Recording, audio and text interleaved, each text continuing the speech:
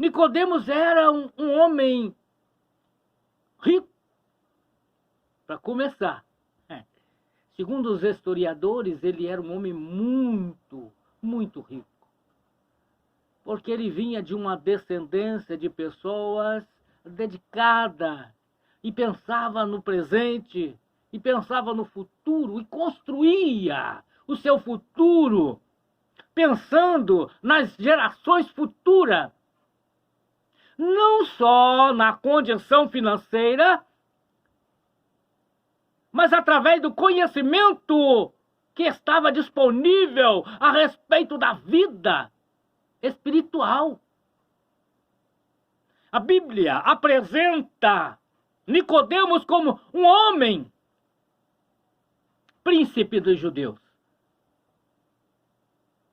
Isso quer dizer, irmãos, que ele pertencia a uma sinagoga?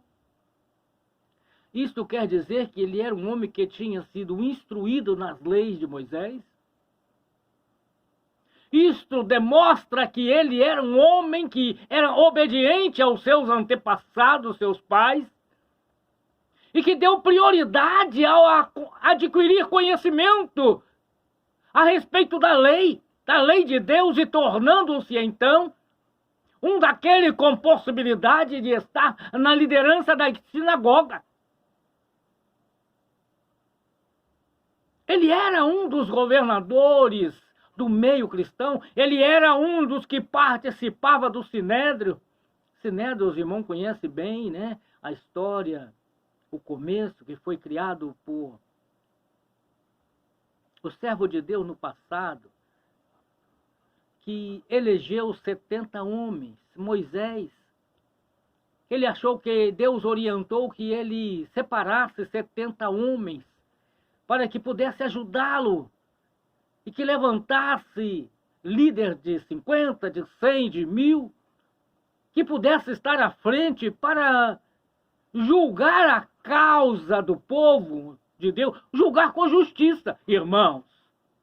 Ser honesto, ser verdadeiro, não se vender por privilégios materiais. Deus levantou, então,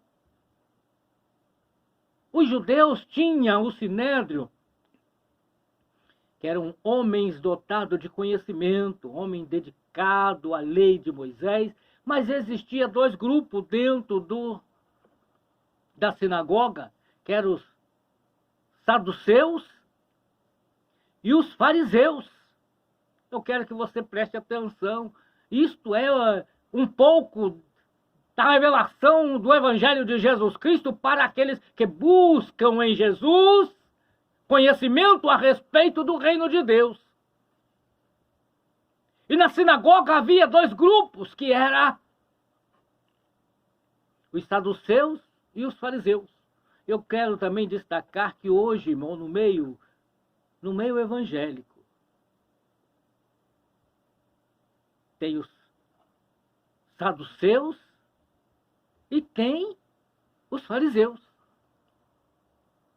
Os fariseus, os saduceus, irmãos, primeiro, eram as pessoas que são frequentadores, obedeciam às leis, às regras, às normas estabelecidas nos tabernáculos, nas sinagogas, que eram a lei de Moisés. Mas os saduceus não acreditavam no sobrenatural, na manifestação de anjos, do Espírito, da manifestação de Deus de forma sobrenatural. Esse era o destaque dos saduceus. Hoje nós vemos que tem muito grupo que frequentam igreja e tem também a mesma fé, a mesma convicção. Não crê na manifestação do Espírito de Deus, não crê na transmissão de revelação de Deus através dos anjos ou do Espírito. Mas também tinha a segunda classe, que era os fariseus. Os fariseus eram a semelhança dos saduceus, membro do tabernáculo, membro das sinagogas, que serviam a Deus obedecendo as leis, as normas, as regras estabelecidas por Moisés, com a interpretação da lei, e eles colocavam em prática na sua vida, e estava também nos tabernáculos, nos templos, nas sinagogas. Mas havia uma diferença, que os fariseus acreditavam na manifestação sobrenatural do Espírito, onde Deus, através do seu Espírito, podia manifestar com revelação.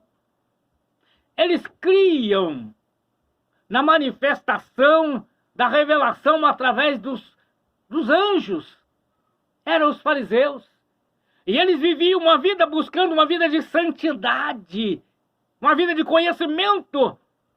E eles eram os responsáveis, principalmente Nicodemos. Era um homem que vivia no templo e tinha uma das primazias que deveriam se tornar. Ele era governador, administrador das coisas do reino de Deus. Mas, irmãos, eu quero aqui fazer um destaque. Ele conhecia toda a lei. Ele conhecia toda a regra. Ele conhecia todo o mandamento.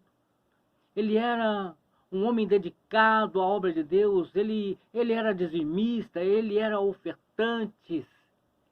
Ele vivia uma vida conforme a lei separada. O seu traje era adequado à sua fé. O seu respeito às pessoas eram com dignidade e obediência.